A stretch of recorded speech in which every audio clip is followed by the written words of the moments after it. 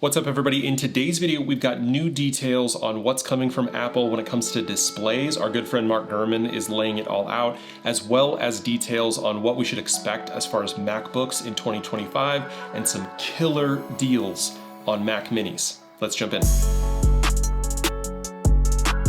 So last week, there were a couple of news stories after Apple started selling refurbished M4 Mac Minis in the store at $509. But the problem with that, and Mac Rumors pointed this out, is the fact that, well, the M2 Mac Mini was on sale refurbished for $559. So an M4 Mac Mini refurbished actually costs less than an M2. And I gotta ask, Eddie Q, are you okay? Like, who is in charge of this? That seems obvious to me. But they've rectified the issue, and now we have some amazing deals on M2 Mac Minis. So a base model Mac Mini with an M2 with 256 gigabytes of storage is only $319. Now, caveat to that, that is the 8 gigabyte RAM version, whereas the M4 comes stock with 16. Now, if you go up to the 16 gigabyte model for the M2, you end up looking at $549. Now, that is a huge increase in price for 8 gigabytes of RAM, right? We know that Apple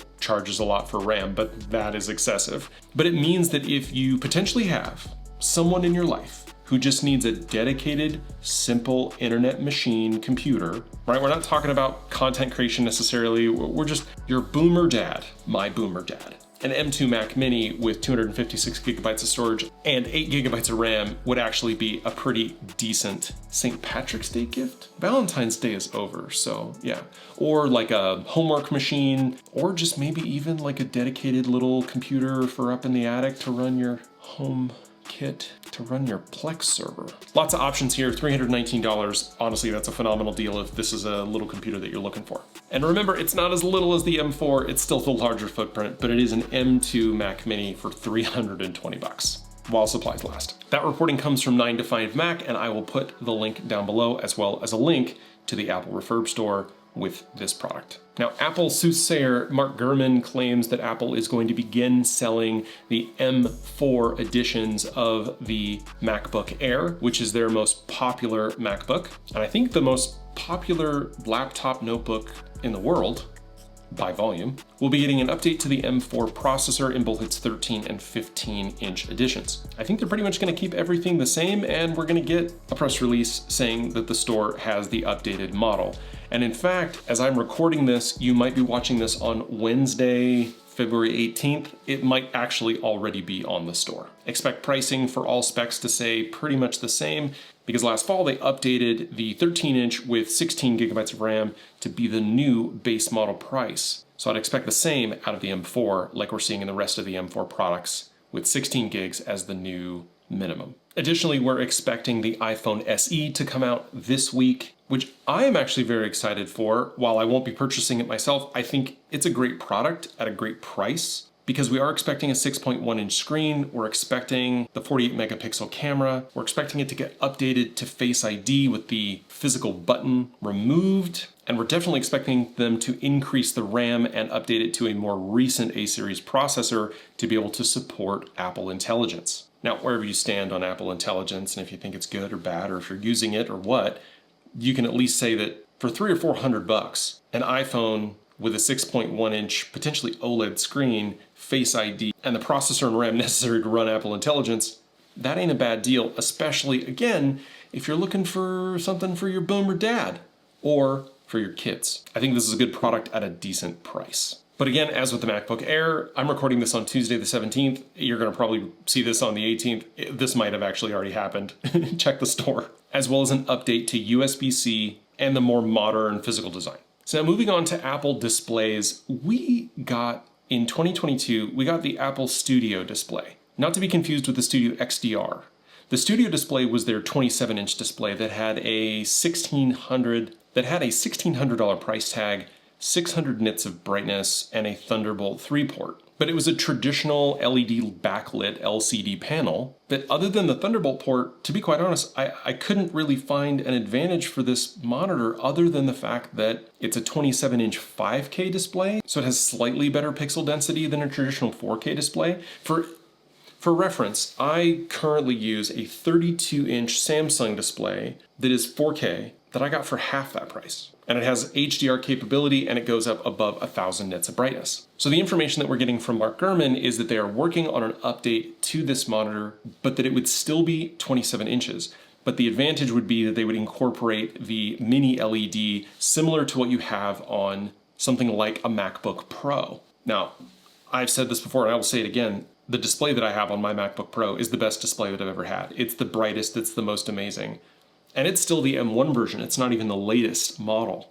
But it is an amazing display, and I wish, honestly, I could get a larger version of it that doesn't cost $5,000. Now, if we get a 27-inch version of something like that with the mini LED backlit technology, and it plays well with Apple devices, still potentially supports Thunderbolt 4 or 5, and comes in maybe at a better price, sub $1,000, I think that that would be a product that they could definitely sell. If not, to be quite honest, I think it would be dead in the water unless all you're looking to do is show off that you have an Apple display. But the real cream of the crop on the display side from Apple is their XDR display. So if you take the 27-inch and you update it to mini LED, what does that leave for the XDR display at $5,000, other than the 5-inch difference? I mean, obviously a mini LED 27-inch may be up to, let's say 1000 nits of brightness, maybe a little bit higher, still not as good as the XDR display that you get in the MacBook Pro, but let's hold on to that for just a minute.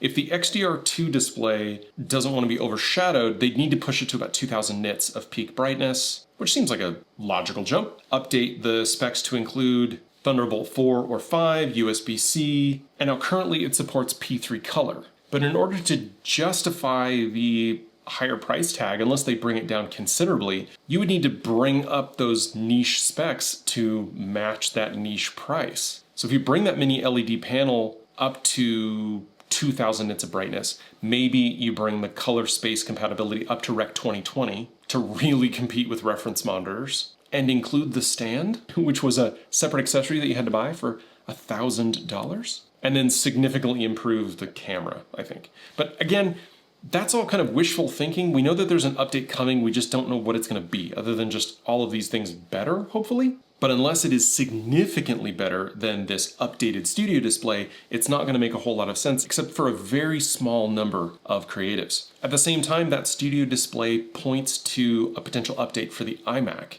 But considering the fact that the iMac starts at $1299, it just doesn't make sense that the studio monitor is $1599. They would have to drop that price, because it just doesn't make sense that you can buy an iMac for less than what you could get a studio monitor plus a Mac Mini for. But if they do update the studio display, the hope is, and Mark Gurman has alluded a little bit to this, is that we might see a larger iMac. Right now, they're still producing the iMac at 24 inches, but 27 has really just been the best size for the iMac in my opinion. And really what I would love to see is a 32-inch iMac Pro with a Pro or Max or Ultra processor in it, slapped together with something between the studio display and the XDR display, and I think that that would actually perform really, really well. The last bit of info that I want to share with you really quickly is there's a mock-up from Asher over at Front Page Tech that shows us what a potential iPhone 17 will look like, as it seems they are going to be switching from the square bump on the back to a more rectangular bump, a bar, so to speak, similar to what we've seen on Android phones. I'm fine with this. I don't really understand the design change, but you got to change something, right? So I'll include that picture here as well as a link down to that article down below. Let me know what you think in the comments. The other thing that we're hearing is that unlike last year where we saw the M4 processor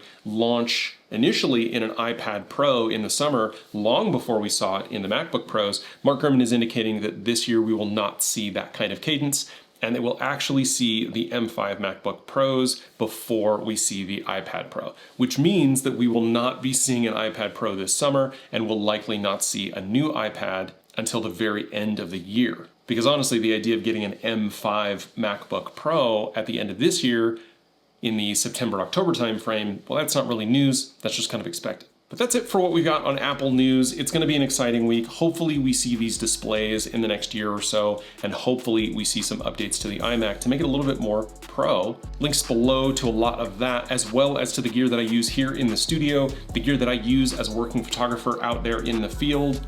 And I've got an essentials guide list for 2025 if you're looking to get into photography, videography, and content creation. Those are affiliate links, so those help out the channel a little bit. The other way that you can help out the channel is I have memberships available right now. Memberships get you access to things like early videos, live chats, prioritized comments, and I'm gonna be releasing updated resources as a photographer, videographer, and content creator here on YouTube that I've created for myself that I wanna give out to other people.